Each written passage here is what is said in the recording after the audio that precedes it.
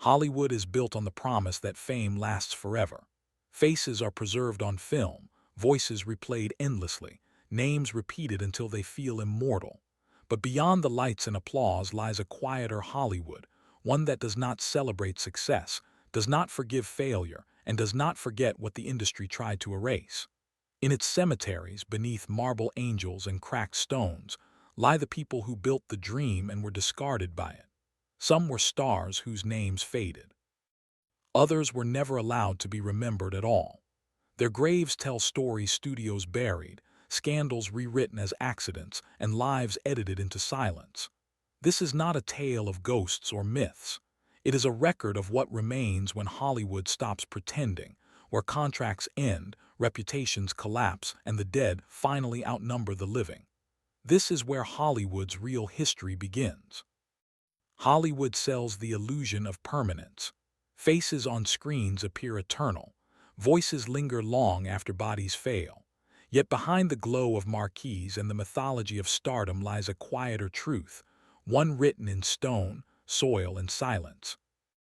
Every city has cemeteries. Hollywood has archives. Not archives of success, but of abandonment. Not monuments to glory, but to what fame leaves behind once it no longer has use. Beneath palm trees and weathered marble rest thousands who once belonged to the dream machine. Some were stars. Many were not. Almost all were forgotten. Hollywood's graves do not shout. They whisper. They whisper about contracts broken, scandals erased, careers cut short, and lives buried twice, once by death and once by memory. This is not a ghost story. This is Hollywood after the applause ended. When Hollywood was still an experiment, it consumed people without record. In the 1910s and early 1920s, studios treated performers as replaceable labor. Actors were not celebrities yet, they were assets. And when assets failed, they were discarded. One of the earliest forgotten names is Eleanor Finch, a silent film actress whose face appeared in more than 30 productions between 1916 and 1921. She never received top billing. She never received a contract extension. When Eleanor died of tuberculosis at age 29, the studio paid for her burial, on the condition that her name not be associated with the company. Her grave exists today without a marker. No name. No dates. No indication she ever lived. Only burial logs confirm she is there. Visitors walk across the ground daily, without knowing they are stepping over one of Hollywood's earliest faces. Many buried in Hollywood cemeteries worked constantly, yet left no trace in history. Editors, lighting technicians, script typists, set builders. One such grave belongs to Walter H. Brooks, a film editor who worked on over 100 films. His innovations shaped packing techniques still used today. His gravestone reads only, Walter Brooks, 1892, 1948. No mention of film. No recognition of contribution. Hollywood remembered the stars. It forgot the builders. Before safety regulations, stunts were not simulated. They were real, and often fatal. Frank Delano, a stunt rider, died during the filming of a Western when a controlled fall turned uncontrolled. The studio called it an off-set accident. The scene remained in the film. Frank was buried quietly at dawn. No obituary ran. His grave sits near the perimeter fence, its stone worn smooth from decades of neglect. Yet caretakers report something unusual. After rain, hoof-shaped impressions appear near the stone. No horses enter the cemetery. Hollywood's most brutal cruelty was reserved for the young. Women arrived at 16. They were discarded at 25. Lillian Moore signed a studio contract at 17. By 22, she had been labeled difficult. At 24, she was released. At 26, she was dead. Cause of death, accidental overdose. Her grave uses only her middle name. The studio requested it. One section of a major Hollywood cemetery contains dozens of unmarked graves in a perfect row. Cemetery maps label the area maintenance zone. Burial records contradict this. The graves belong to studio employees who died during a 5-year span, marked by labor disputes and lawsuits. None of the names appear on studio histories. Silence was cheaper than compensation. Margaret Ellison designed costumes worn by icons. Her work defined eras. She never received screen credit.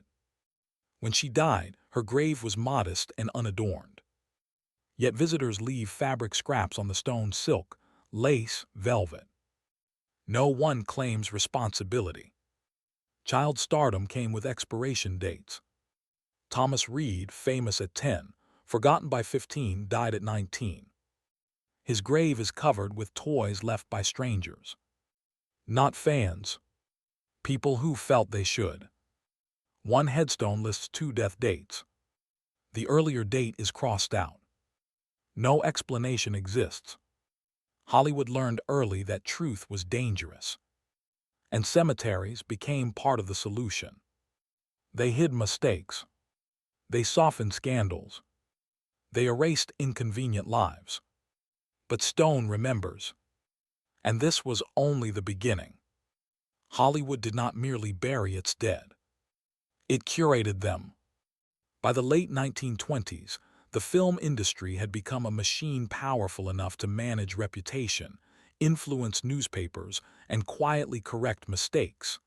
Death, when it occurred at the wrong time or in the wrong way, became a public relations problem. Cemeteries became part of the solution. Graves were altered, names were changed, dates were adjusted. And some stories were never allowed to exist. Marjorie Lane was never meant to be famous. She was a contract actress used sparingly, often loaned to other studios. What made her dangerous was not her acting, it was what she heard. Marjorie worked closely with executives, traveled frequently, and attended private gatherings where deals were discussed without caution. In 1933, she reportedly threatened to publish a memoir. 2 weeks later, she was dead. Official cause: sudden illness.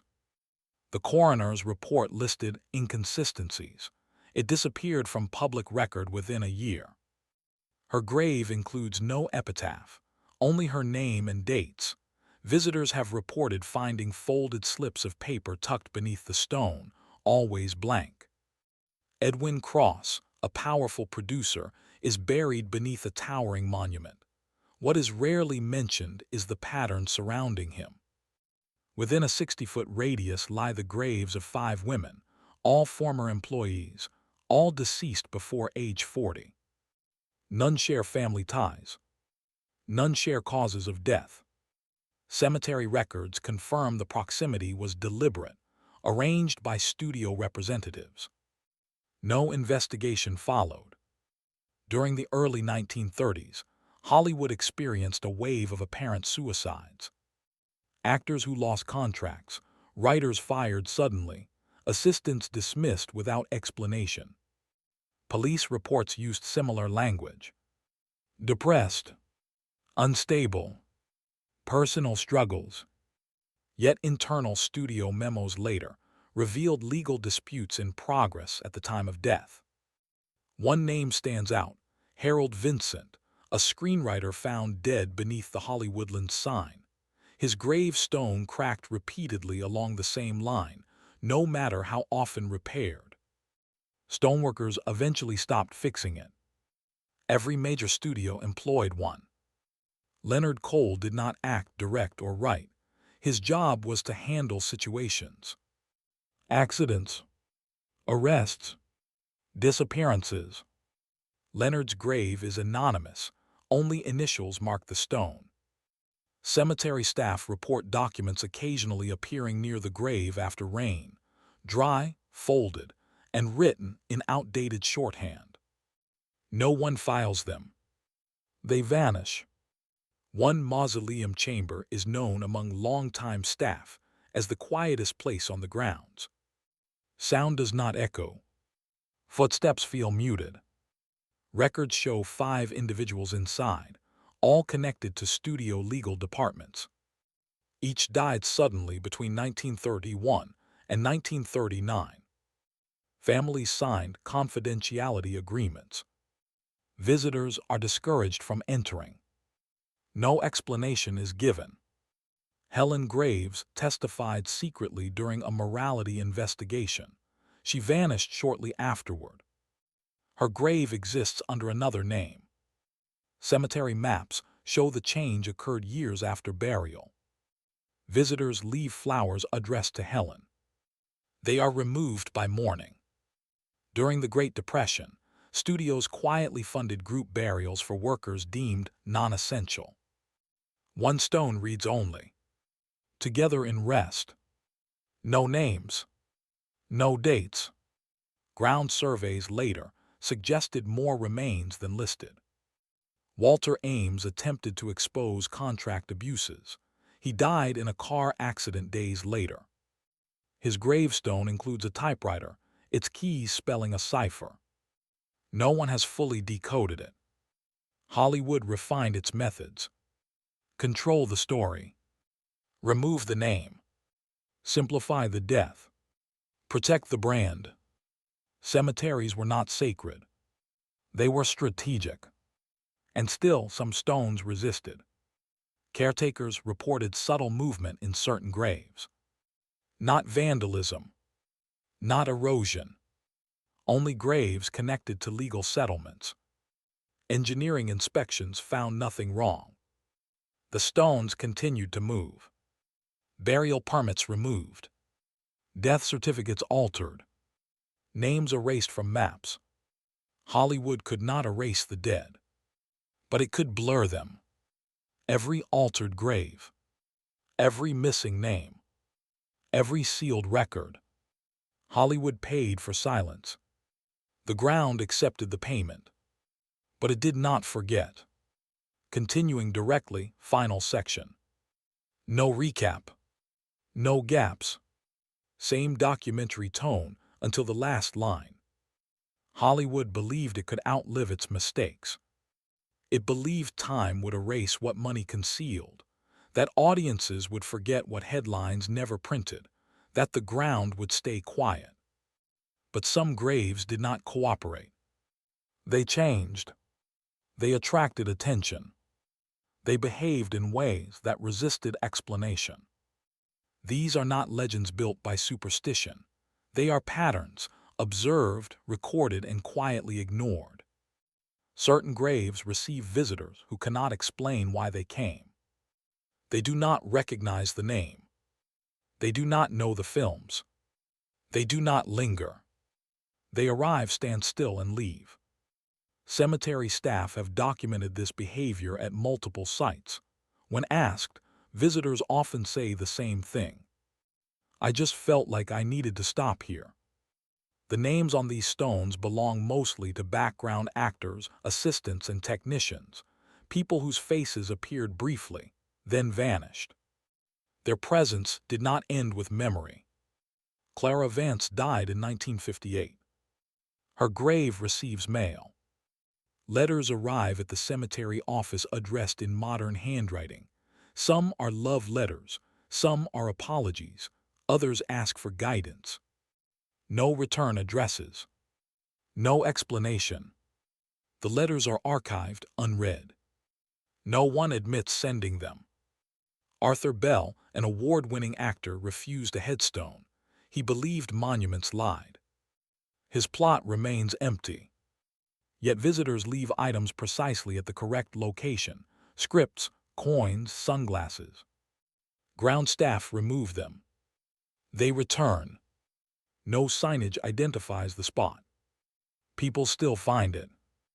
One mausoleum contains a full-length mirror installed at the request of Lucian Crowe, a character actor obsessed with image.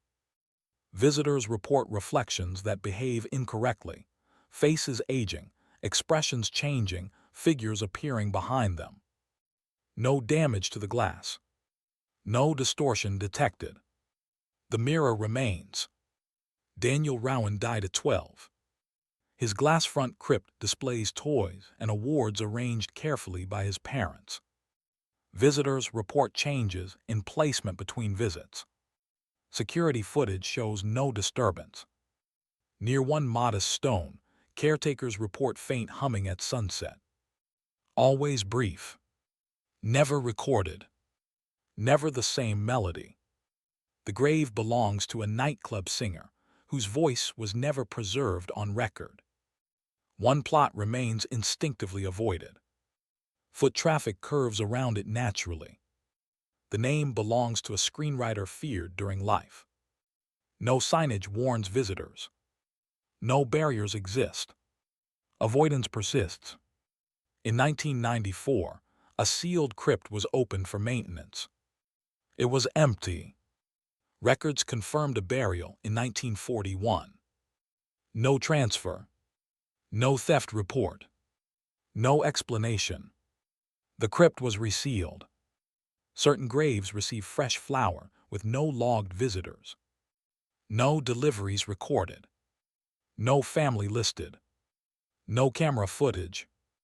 The flowers are always appropriate to the era. Some headstones fracture repeatedly, then appear restored without replacement.